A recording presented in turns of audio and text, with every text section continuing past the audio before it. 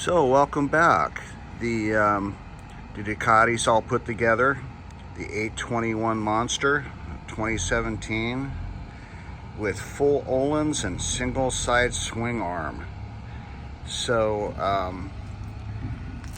the way the 821 came, it wasn't available in an S, so it did not have Öhlins suspension on it.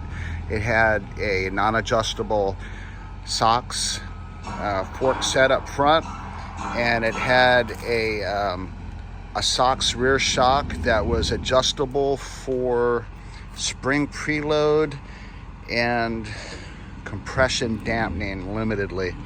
So now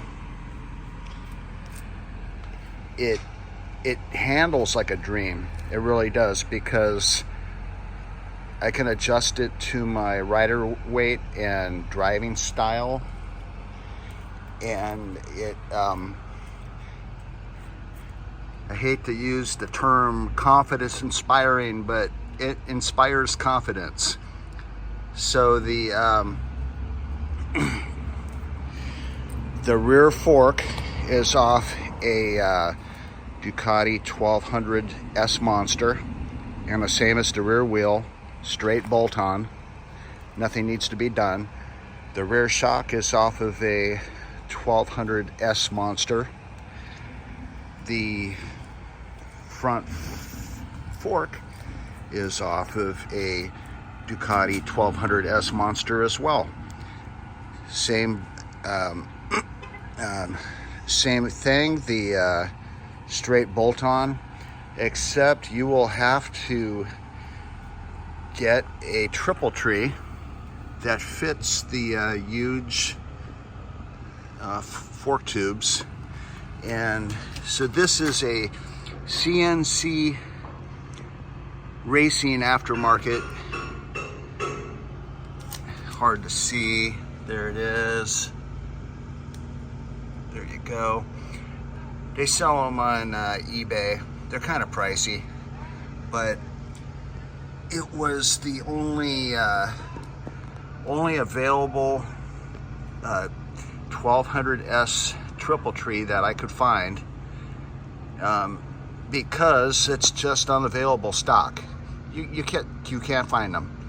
So I hated paying for them out the nose, but I got them and I made it work.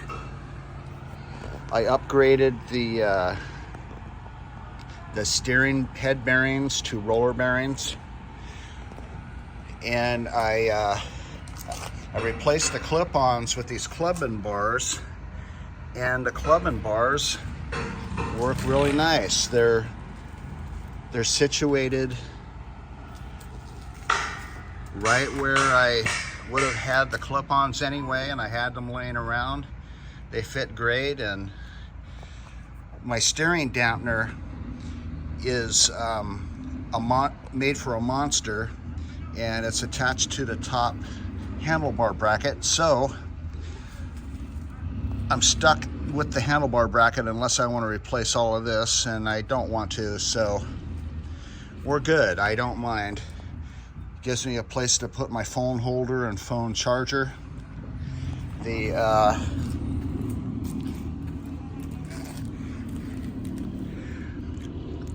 I put this little piece of grip tape there because when I put my front Podex stand on there, there's actual contact between the bar, and I was worried about paint damage, so that'll keep that from happening.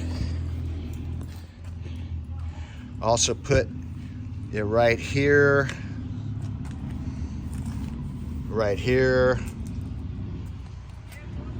on the sides for my legs. So it's all good to go. So I spent a lot of money and time getting this bike set up the way I wanted it, and I couldn't buy the bike that I really wanted, so I had to make the bike that I wanted. And why did I buy this one? Because it was such a good price, I couldn't pass it up. So I figured I'd just change some things and now it's the bike I want. I like it a lot, and it's probably one of the better spec'd out 821s there is. The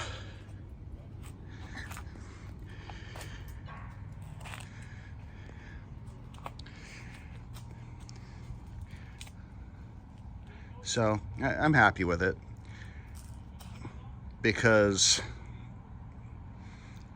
it handles great. It looks reminiscent of the late 70s, early 80s Ducati Super Sports, which I really like, but I hate the price of them. I hated the price back then, and I really hate the price now, but it's a keeper. Will I get another Ducati one day? Yeah, but I'll keep this one because I made it, and it's for me. Thanks for watching.